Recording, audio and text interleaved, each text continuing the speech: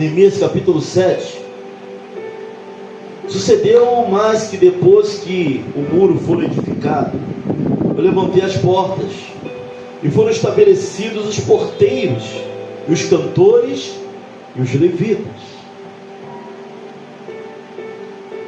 Eu nomeei Anani, meu irmão, e Ananias, maioral da fortaleza sobre Jerusalém, porque era homem fiel e temente a Deus mais do que muitos. E disse-lhes: não se abram as portas de Jerusalém até que o sol aqueça.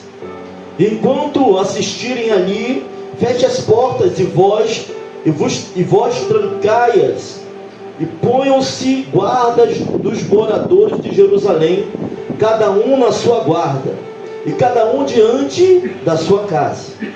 E era a cidade larga de espaço e grande, porém pouco povo havia dentro dela. Ainda as casas não estavam edificadas. Vamos orar ao Senhor.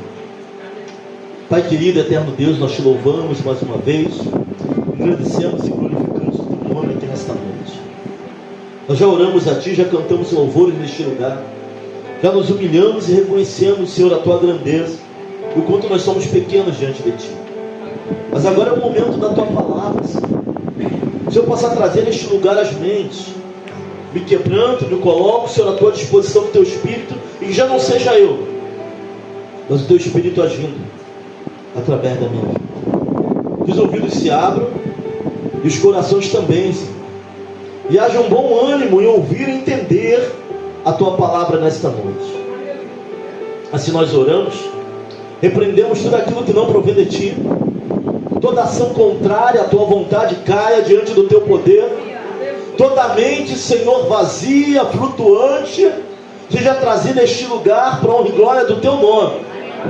Assim nós oramos e te agradecemos, no nome de Jesus, amém e amém. Podem sentar, nós glorificando e exaltando o nome do Senhor.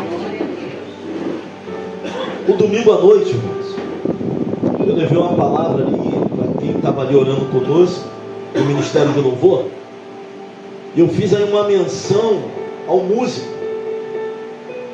O músico, é interessante que ele vai aprender a teoria. O músico, ele vai aprender a teoria, e o que vai fazer ele crescer como músico, porque no músico a gente não vai olhar para o quanto ele sabe de teoria, mas o quanto ele vai fazer na prática.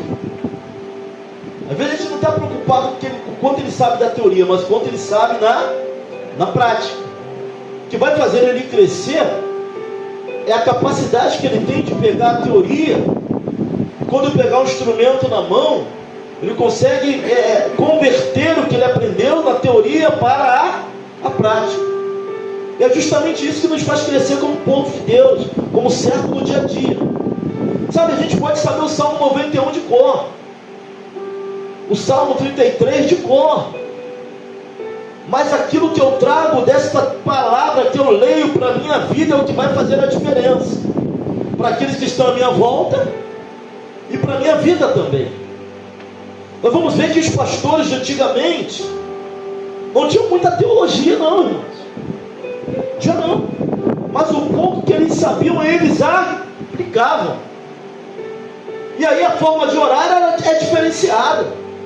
A presença de Deus na vida é diferenciada. Por quê? Porque eles ouviam pessoas, inclusive, que nem sabem ler, de uma fidelidade com Deus impressionante, semi-analfabetos, pessoas que mal sabiam falar ou se expressar, mas quando oravam, quando abriam a boca, e eu falo algo no passado, porque a nossa geração talvez tenha uma geração que vomita teologia, mas tem dificuldade em viver a palavra. Pastor, está falando dos mais jovens? Não, falando da geração inteira. A gente sabe muito onde está escrito, a gente tem jargão que a gente fala que nem escrito está, nunca teve em lugar nenhum.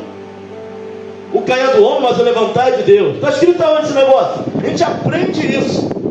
A gente entende que pela história do homem com Deus, o homem sempre caiu e quem levantou? Mas a gente fala, está escrito, mas não está escrito.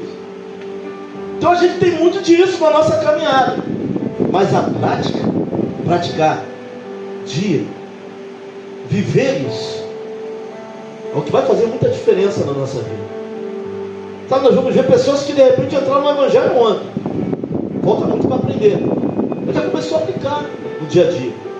E pessoas que já estão muito tempo no Evangelho e algumas coisas nunca aplicaram. Então, para a gente ficar afiado no dia a dia, inclusive o pastor também, para permanecer, sabe, para tu chegar no dia de quarta-feira bem, para adorar o nome do Senhor, às vezes ir mal, mas colocando em prática aquilo que aprendeu. O que é? Pastor, se eu estou feliz eu canto louvor, se eu estou triste o quê? Mas está falando para deixar de adorar? Está falando para deixar de glorificar? Está falando para deixar, para não permanecer? Não é isso que a Bíblia fala. Então isso é colocar em prática. Alguns já viram para a igreja com dores, outros preocupados com aquilo que os outros vão falar. Pastor, eu tenho vergonha porque vão olhar para mim, vão ver minha face. Irmão, esse é o lugar onde as faces abatidas são tocadas por Deus. Esse é o lugar para estar. Não é só quando a gente está sorrindo, não, até isso a gente aprende com a palavra. Por quê, pastor, o senhor está dizendo isso? Estamos em um livro que vai ser necessário a gente praticar, para que algumas coisas da nossa vida venham mudar. Senão não muda. Você vai olhar da janela, pastor, mas a palavra não volta vazia. A palavra que a gente ouve, que a gente guarda, não volta. Se pratica, muda a nossa vida. Por que a gente chegou até aqui? Deus nos impulsionando a praticar o que? A sua palavra. Ontem, eu estava conversando com uma pessoa, ela falou assim: olha, pastor, pelo que tu passou, pelas coisas que o senhor passou, era nem para o senhor estar na presença. Isso é coisa que dá para se desviar.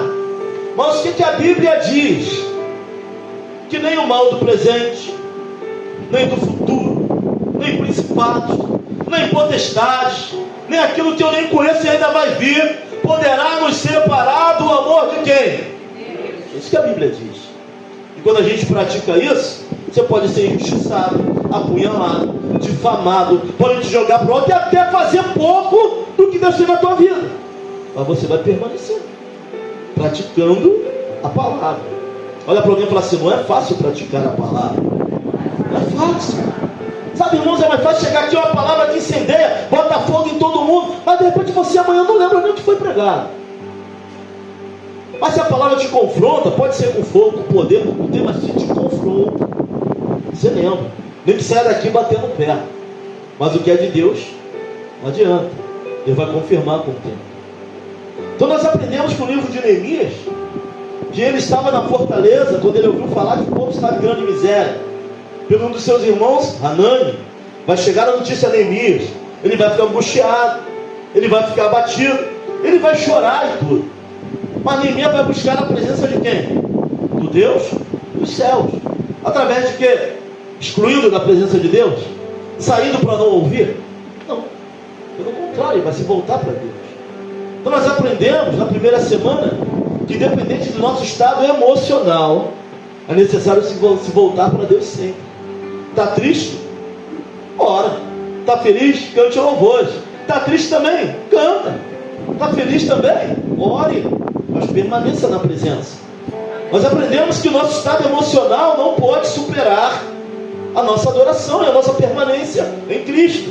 Tem dias que eu não estou bem, tem dia que eu não quero comer. Mas se eu não comer, eu morro. Tem dia que você não quer orar, mas precisa orar. Tem dia que você não quer nem pegar, e às vezes vai ler a palavra, dá até sono. Vai ver uma série, vai até de madrugada. Mas isso é hábito. Ou começamos a ler a palavra, entender, ou não vamos durar muito tempo na presença do Senhor. Porque não tem fogo sem lenha. Ou seja, para ter fogo tem que ter lenha. Então Neemias não se preocupa com isso. Ele vai buscar o Deus dos céus. Nós aprendemos também ao longo dessas, eu acho que é a quinta ministração ou quarta, sobre o livro de Neemias, que oração sem posicionamento é a fuga da realidade. Pastor, eu estou orando 5 anos, nada mudou. Nem vai mudar, se posicionou. Deus está mostrando o que fazer, mas tem que ter coragem para fazer. Sabe por que cada vez que eu faço algo que Deus está mandando, eu posso estar passando por cima do poder natural, eu posso estar passando por cima dos meus sentimentos, eu posso estar passando por cima daquilo que eu acho certo, mas não tem a ver com aquilo que a gente acha. Para crescer na presença do Senhor, irmãos, tem a ver com aquilo que Ele quer para a nossa vida, com a direção que Ele está dando. E de repente a direção que ele está dando é tu pedir perdão, nem foi tu que começou a briga. De repente a direção que ele está dando é você até falou, mas é voltar atrás e pedir perdão porque as coisas voltam para o lugar. E de repente você tinha toda a razão naquilo que, ou da forma que a coisa começou. Isso é direção de Deus para nós. E passar por cima do Claudinei dói. Passar por cima daquilo que eu quero, que eu almejo, que eu desejo, dói. Eu trouxe uma mensagem aqui que eu falei, qual o motivo da nossa existência? Nós existimos para a honra e glória de quem? Porque dele, por ele e para ele são todas as coisas. E aquela pessoa que ela já fica resistente a ouvir isso, é porque está um pouco longe daquilo que Deus tem. E até mesmo do propósito dele. Nós temos que estar dispostos a obedecer e a fazer a vontade do nosso Senhor. Neemias não chorou. Na primeira oportunidade ele vai conversar com o rei, Artaxerxes primeiro, e vai pedir cartas, e vai ganhar o favor do rei porque ele orou. Porque ao mesmo tempo que nós aprendemos que oração sem posicionamento é fuga da realidade, você está orando, mas não se posiciona. Se posicionar sem orar é autossuficiência. Alguém que toma atitude e não conversa com Deus, ele é o quê? Ele é autossuficiente. Ele resolve tudo na força do seu braço. É por isso que antes das atitudes nós precisamos o quê? Orar. E orando Deus vai abrir um caminho. Neemias vai fazer isso tudo. E nós vimos também que foram 120 anos de muros fendidos e portão queimado. E que Neemias, diante do Senhor, resolveu isso em 52 dias. Olha como alguém que ora e se posiciona. E ouvimos também que uma pessoa comprometida com Deus, disposta a sair da sua zona de conforto e fazer aquilo que for necessário, não há nada tão difícil que Deus não possa resolver. Que é isso, pastor? Nós vimos. Nos transformar 120 anos em 52 dias. Ele edificou o muro, colocou os portões. Mas aí tem o início. Nós pregamos na quarta passada sobre o confronto. Neemias enfrentou Sanbalate, Tobias mandando carta, tentando entrar no meio deles, tentando congregar com ele, tentando tirar ele da obra, tentando fazer ele descer. O diabo está aí para isso, irmão, usando pessoas, levantando circunstâncias, levantando situações para que você não ore, para que você não permaneça, para que você não continue onde Deus te colocou. Olha para alguém e fala assim: não desça se Deus não te mandou descer. Tem gente que já até desceu, ficou chateado e desceu. Não leva mal não, leva mal não. Se alguém te chateou e você já desceu, então a tua forma de ver o que Deus tem na tua vida é muito frágil. É para permanecer. Nós vimos no livro dele que ele escreveu foi 5 vezes. A última carta foi uma carta aberta que era para ser lida publicamente, falando que Neemias se sentia, queria se colocar como rei, como cara. Hoje viver a palavra, irmão, você vai olhar para a gente e ele acha que é o quê? Está pensando que é o quê? Cheio de altivez, é só você querer fazer o que é certo. Vai ter um montão te apontando, porque hoje o certo é fazer o errado, não é fazer o certo. O errado virou certo e o certo virou errado. Então se você quer se consagrar a Deus, você não serve, você não presta. Eu vou falar uma coisa, irmão: se o jovem da igreja é muito santo, até quem está dentro da igreja desconfia dele. Esse jovem é santo demais. Não é possível. Tem alguma coisa errada com ele, tem alguma coisa errada com ela, porque as coisas estão ficando relativadas e sendo invertidas. Neemias vai enfrentar isso tudo. Nos vendo no livro de Neemias enfrentando, mas vai chegar um momento que ele já está no momento do confronto. Sabe, ele não é soberbo para achar que ele é alguma coisa. Ele vai falar para Deus: Senhor, esforça as nossas mãos. Sabe, Deus já começou a obra na nossa vida, mas tem um momento que o confronto ele é mais acirrado. E tu não tem que ter vergonha de voltar atrás e falar: Senhor, esforça as minhas mãos. Por que esforça? Porque a peleja está travada, porque o negócio está difícil. No ápice do confronto, Neemias já estava orando e jejuando dentro da fortaleza de Suzã. Mas no ápice do confronto, irmão Silvio, ele faz uma lição. Senhor, querem nos atemorizar, querem botar o medo do nosso coração. Aquele povo lá é povo rebelde, aquele povo lá não presta, estão nos difamando, querem nos atemorizar. Mas sabe, irmãos, que estão falando da gente, sabe como é que a gente dá a resposta para quem está falando da gente? Através dos frutos que nós vamos dar. Não tem que estar discutindo nada não, irmão. Deixa quem quiser falar, não liga não, faz o que Deus mandou fazer. Não para, não desce desce do muro, não desce da obra. A resposta é continuar adorando o nome do Senhor. E eles verão. Ninguém vai dizer: por que eu largaria essa tão grande obra para ter contigo no vale? Vemos e congreguemos, quer até se aproximar, para arrebentar com tudo. Mas aprendemos que ficar firme em Deus é a melhor solução. Estão falando mal de você, você virou chacota, não tem problema não. A melhor resposta é permanecer no Senhor.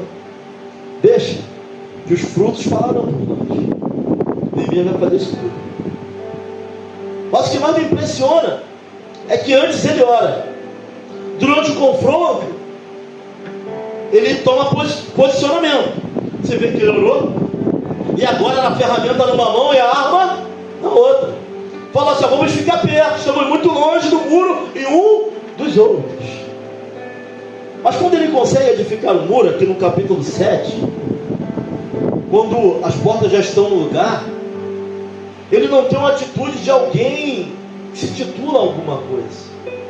Pelo contrário, Neemias, ele vai chamar quem?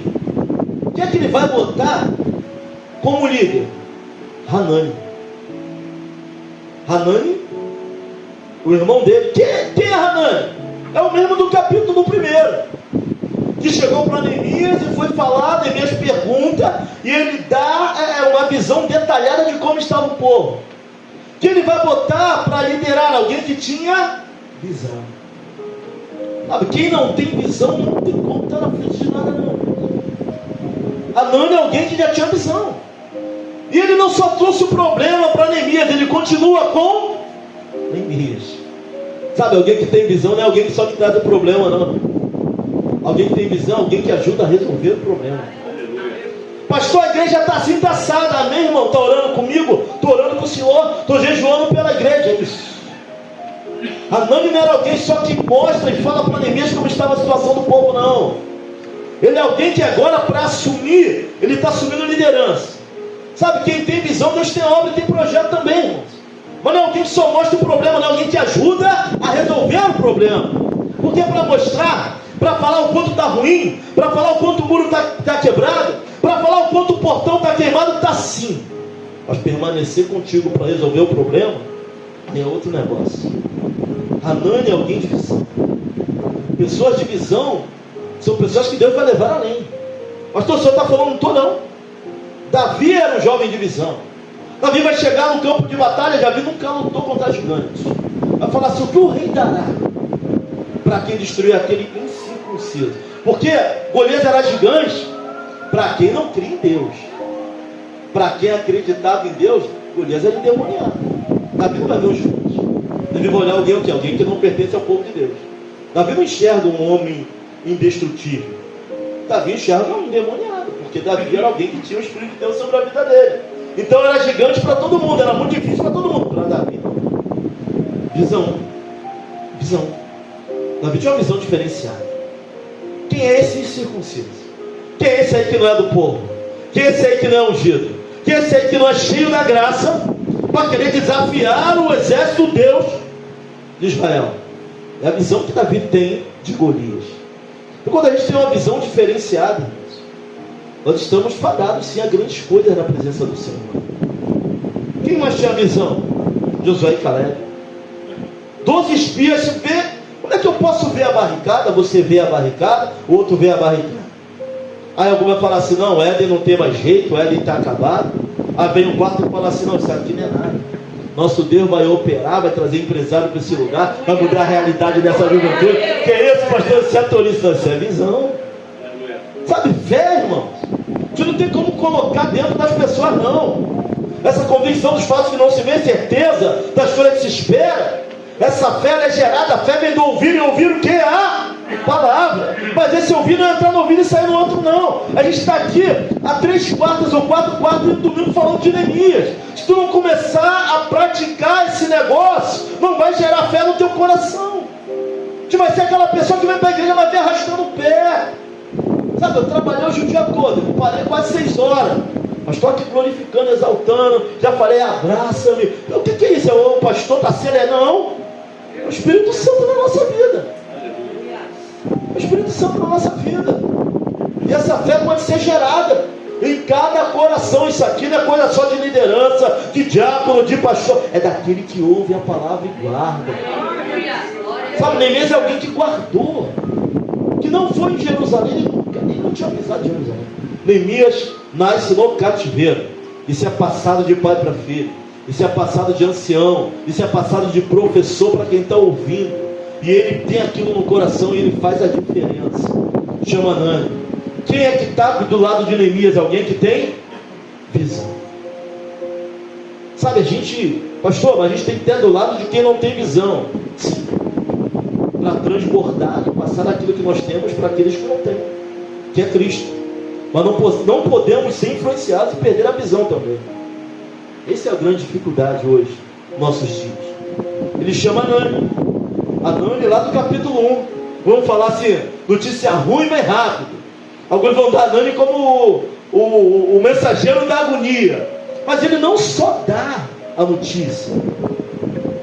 Quando chega lá, ele vai dizer o quê? Que ele separa, fica 3 dias em Jerusalém, separa alguns amigos e sai à noite para ver como é que estava o muro. Autoanálise. Olhar como é que a situação está, ver se a situação está ruim. Sabe, a gente não está observando os sinais. Que isso, pastor? A situação não quebra de uma hora para outra, não. E Deus é tão bom que o Espírito Santo nos faz ver os sinais. E a gente está observando. Olha os sinais, vê se a situação está boa. Olha para o muro, olha para as portas, vê se o negócio está bom. Se não tiver, é momento de agir. É momento de olhar, é momento de se posicionar. Vai levantar Hanani. Quem mais ele vai levantar do lado dele? E Ananias, maioral da fortaleza. Quem era Ananias? Ananias era alguém que temia a Deus mais do que muitos. Quem Deus vai levantar na nossa geração? Quem tem o nome dele. Quem teme a palavra dele. Quem entende que acima do nosso nome tem um nome que não tem precedência esse nome. Pastor, a IVEC não, a IVEC tem um nome acima da IVEC. Tem um nome que é sobre todo nome, que está acima do pastor Claudemir. Eu não ando sozinho. Você não anda sozinho. Olha a responsabilidade que a gente tem na nossa vida. A gente não anda sozinho. O que acontece ao redor tem um nome que está acima do nosso nome. Ele vai levantar quem? Junto com a Hanani? Ananias. Temente mais do que todos. Não adianta só ter capacidade e não temer. Não adianta só ser eloquente e não temer. Não adianta fazer bem aquilo que Deus te botou para fazer, mas não temer a Deus. Sabe, você tem que pregar e temer. Tem que orar e temer. Tem que tocar e temer. Tem que estar na igreja assim, domingo de manhã, escola bíblica, mas temendo o nome, temendo e tremendo diante dele. Porque ele é soberano, ele é poderoso. Tudo aquilo que ele faz. Vai levantar quem? Hanani. Vai falar o quê? Colocou o quê? Pessoas para tomar conta das portas. Colocou pessoas nas portas. Pastor, eu tenho presença de Deus na minha vida, eu tenho comunhão, glória a Deus. Os muros foram edificados. Louvado seja o nome do Senhor. As portas estão no lugar. Já não há mais brechas. Nós esquecemos que quando o muro é edificado, o inimigo não pode mais pular, ele vai tentar entrar pela porta. Sabe o que Jesus vai falar lá no Getsemane? No final do discurso de Jesus, ele vai falar assim para os discípulos: vigiai e orai, para que não entreis em tentação. O espírito está pronto, mas a carne é fraca. Tem que ter porteiro na porta. O muro pode até ter edificado, as portas podem até estar no lugar. A igreja não tem unção de juiz, esquece isso. O último juiz de Israel foi Samuel. A unção que está sobre a igreja é de atalaia. Quem era os atalaia? Aquele que estava na parte mais alta do muro, olhando, vigiando, o inimigo está chegando. É para falar que o diabo ainda é letal, Jesus está voltando e a igreja precisa vigiar. São os atalaias. Mas julgar não. A igreja não tem unção de juiz. Isso não pertence à igreja. Mas a unção de atalaia, de vigia, daquele que está pregando ao rei está voltando. Consertai as veredas. Vós que sois de ânimo mudou, limpai vossos corações, porque o rei está voltando. É a unção que está sobre a igreja. Ele vai falar, ele colocou o pessoal para tomar conta das portas. Olha para alguém e fala assim: ó, toma conta das portas. Sabe, quando o inimigo não pode pular, ele vai bater, ele vai tentar entrar. Ele é legalista. Se der legalidade, ele entra. Mesmo com o muro, mesmo com as portas no lugar. Se der legalidade, da chave na mão do inimigo, ele vai entrar. Sabe qual é a maior preocupação de um pastor? Não é expulsar demônio, não. Está no sangue. É fechar as portas por onde ele entra. As portas da legalidade. Sabe, vigia. Sabe, o leão, o inimigo, ele anda ao nosso derredor como um leão. E tem gente abrindo a porta, ele não está pulando o muro, não. Tem gente abrindo a porta, apresentando. Pastor, quando é que eu abro a porta? Quando eu não vigio o que eu falo. Quando eu vigio o meu comportamento. Quando eu não vigio aquilo que está na minha mão. Vigia. Está fazendo a obra de Deus, mas olha, presta atenção. Dá uma olhada para ver se não é o inimigo armando uma estratégia para te parar. É algo tão sorrateiro, irmãos. Sabe, o rei manda 3 capitães para tirar o profeta de lá. O primeiro ele ora, desce fogo do céu, chamusca. O capitão em cima. O segundo sobe, ele ora de novo, chamusca de novo. O terceiro sobe e ele vai, o outro, mas sobe devagar, sabe? Fala assim, ó, tenha piedade do teu servo. O terceiro sabe que se chegasse de forma ignorante, ia descer fogo nele também. Então ele muda a estratégia. Ele chega devagar. Mas qual a intenção do terceiro capitão? Tirar o profeta do cume do monte. Do lugar de comunhão. Do lugar onde ele falava. É a mesma intenção. Aí o profeta, ele vai chegar, o profeta vai orar para ver se era para descer ou não. Independente de como ele chegar, até a hora que ele chega batendo o pé na porta, tu sabe que é ele. Mas até a hora que ele chega, sorrateiramente. É necessário ter gente no portão. É necessário o porteiro estar vigiando. Sabe, edificou, glória a Deus. Pastor, a minha fé hoje está edificada, eu entendo, independente, mas é necessário o porteiro estar vigiando o portão. O inimigo está batendo a todo momento. Quando não manda carta, quando não te faz descer, vai querer entrar. Por que o muro? Porque o muro vai apontar justamente para essa questão da a porta é a autoridade, o muro é vigilância. Mesmo tendo autoridade, o porteiro tem que estar onde? No portão. Bateu quem é? Só vai entrar se tu deixar entrar. Sabe o que Deus vai falar para Caim antes dele matar Abel? Caim, por que desfaleceu o seu semblante? Se permanecer porventura não serás assim? O pecado já é a porta. Porteiro. Fala para alguém assim, porteiro. Fala para ele, o pecado já é a porta. Mas cabe a ti dominar. Isso que ele vai falar para ti. Porque nós temos o Espírito Santo em nós, irmãos. E por mais que seja difícil ou duro, nós já temos a condição, ele nos dá a condição de não abrir a porta, se necessário.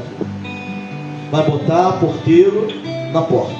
Vai falar assim, ó, abra, fecha, tem hora para abrir, tem hora para fechar. Até vós, os moradores da casa, agora vai chamar, dentro da cidade, o muro tinha sido edificado. A porta, mas as casas não. Que é isso, pastor? Tem hora que a gente edifica os muros, sabe? Coloca a porta, mas a nossa casa não está edificada. Como é que pode isso? Morava pouca gente dentro da cidade. Os muros já tinham sido levantados. As portas estão, mas as casas não. Quando a gente levanta muro, mas a casa não está edificada. Quando a gente bota os portais, mas a casa tem a ver com a nossa individualidade. A casa tem a ver com a nossa família. A casa tem a ver com o que eu sou. Tá? Levantei muros, tá? Estou fazendo a obra. Levantei soldados nos portões. Mas também é necessário edificar a casa. Aquilo que está dentro do... Para que tu vai levantar um muro? Para defender aquilo que está dentro. Mas aquilo que está dentro tem que ser edificado. Não sei que muros você tem levantado. Se eu fosse botar o nome aqui do propósito, eu ia botar reedificando os muros. Mas nós acabamos de fazer um propósito sem nome, sem nada. Às vezes você levanta o muro, bota as bases. O que está dentro? Você está defendendo até do que está fora. Mas o que está dentro? O que está edificado? Quando Deus fala muito ao meu coração, tem que edificar as casas dentro dos muros também. Não é só os muros. É só botar o portão. Neemias vai falar que as casas ainda não tinham sido edificadas. Mas falou para guardar, edificado ou não. Ainda não tem a estrutura que tinha que ter, mas tem que tomar conta. Tem que guardar e edificar. Tem que edificar e guardar. Tem muro? Glória a Deus. Pastor, não é qualquer coisa que me tira, me faz descer. Glória a Deus. Coloquei os portões. Glória a Deus. Mas a casa está edificada. Edifica a casa. Edifica o que está dentro. Sabe? Reconstrói. Deixa firme para a honra e para a glória do Senhor. Aleluia. Versículo 8. Que a gente possa nos assentar à mesa. Ele pediu Esdras para abrir o livro na praça pública. Quem era Esdras? É aquele que veio antes de Neemias. Esdras, o reformador, escriba. Quem vai ler o livro? O sacerdote. Neemias não pega o livro para ler, porque Neemias não era sacerdote. Me ver alguém que, apesar do sucesso, sabia o seu lugar. Sabe, o capítulo 8 me mostra alguém que, apesar de ter feito a diferença, não vai pegar o livro para ler. Vai falar que ele estava no lugar alto. Vai falar que o povo ouvia a palavra. Quem que estava dando a palavra? Era o escriba e sacerdote. Que era Neemias. Neemias veio como um governador, mas não era escriba e nem sacerdote. E apesar do sucesso com Deus, apesar de tudo dar certo, ele sabia quem ele era. Ele sabia o seu lugar dentro do povo. Ele sabia o seu lugar na congregação. Ele sabia o seu lugar na família. Quem está lendo é Esdras. Quem está ensinando são os levitas. Porque entre os levitas tinha os músicos. Músicos, talvez era a última classe dos levitas. De verdade. Vinha lá no final dos músicos. Tinha os que oravam o templo. Tinha aqueles que cuidavam das coisas santas. Tinha os coatitas que levavam a arca na vara de ouro. Eram os coatitas, uma ramificação da tribo de Levi. Os levitas vinham lá no final. E tem gente que tem música exaltada, acha que vai mudar o mundo. Nossa adoração, não. Vinha lá no final. Lá no final. Mas Neemias sabia quem ele era dentro da casa. Esdras que está dando o ensinamento. E o povo começa o quê? A chorar. Se tu não se quebranta diante da palavra, o povo começa a chorar quando ele começa a ler sobre o que eles eram, sobre o que Deus fez eles ser, sobre onde Deus fez eles chegarem. Sabe, diante da palavra, nós como povo de Deus temos que nos quebrantar. Pastor, mas minha exortação veio batendo tudo. É a palavra. Tem que tocar no nosso coração. Tem que tocar no nosso íntimo. Quando eles começaram a não choreis. Hoje é dia de alegria. A alegria do Senhor é a nossa força. O que traz alegria para Deus quando eu me quebranto diante dele? Quando eu me quebranto diante da palavra dele, o Senhor se alegra. E quando ele se alegra, a força em nós. Quando eu volto atrás, quando eu reconheço quem eu sou, que eu reconheço que sem ele eu nada sou, quando eu reconheço que sem ele eu não posso chegar em lugar nenhum, quando apesar do meu sucesso, consigo entender quem o Walter é, quem o Lucas é, que eu sou dentro dessa obra. Quando eu choro, quando a palavra dele é pregada, quando toca o meu coração de forma diferente, a alegria do Senhor me fortalece. Quando eu sou quebrantado, quando eu me entrego, quando eu volto atrás, quando eu peço perdão, eu olho para o meu irmão com empatia. Irmão, Neemias é absurdamente. O que é empatia? Se colocar no lugar do outro. Neemias nem precisava entrar nessa guerra. Estava lá como copeiro do rei. Ele vai e entra numa guerra de uma cidade que ele nunca foi. Tem mais exemplo de empatia do que isso? Tem mais exemplo de empatia do que ele? Se esvaziou da sua glória, desceu, não mandou ninguém. Uma legião de principados, irmãos. Eu não achava que não faltava para cumprir essa missão, mas ele não mandou ninguém, ele mesmo veio. O maior exemplo de alguém que se coloca no lugar. Alguém que sofreu, alguém que chorou, alguém que andou como nós andamos, para que pudesse entender que nós somos, morreu no nosso lugar. Exemplo maior de empatia do que isso. Alguém que suporta um pastor com o microfone na mão pregando há 40 minutos. Alguém que é cego, surdo e nu, todo errado, que peca a todo momento, e tem a oportunidade de subir aqui, poder pregar a sua palavra, que é mais exemplo de empatia do que isso. Já que o Léo falou, talvez você se ache um hotel de estrelas. Aí eu brinquei e falei, eu estou mais para a pensão da dona Joana. Eu conheci. O que é isso, pastor? Eu conheci. Misericórdia que nos coloca de pé. Sabe, aprendi muito com esse livro. Tem gente já praticando esse negócio. Todo mundo que pode sair entrando na tua adoração, na tua casa, no teu casamento, no teu jeito de ser. Sabe, o povo fala assim, olha, ele até prega direitinho, mas ele grita muito. Ou ele até prega direitinho, mas ele é muito devagar. Tá bom. Eu até respeito a tua opinião, mas não tem a ver nem comigo nem contigo. É aquilo que Deus colocou em nós. Você entende isso? Você entende isso? Não tem a ver contigo. Eu até respeito o que tu acha de mim, mas não tem a ver nem contigo nem comigo. É o que Deus colocou dentro de nós. Entendeu, Jacob Manso? Não tem a ver com os outros acham ou deixa de achar. Tem a ver com aquilo que ele é, aquilo que ele colocou em nós. Respeito. Glória a Deus, tá bom, é a tua opinião, louvado, mas mudar, se ele mandar, mudar, a gente muda. Se ele quiser mexer na essência, ele mexe. Pode entender que nós somos.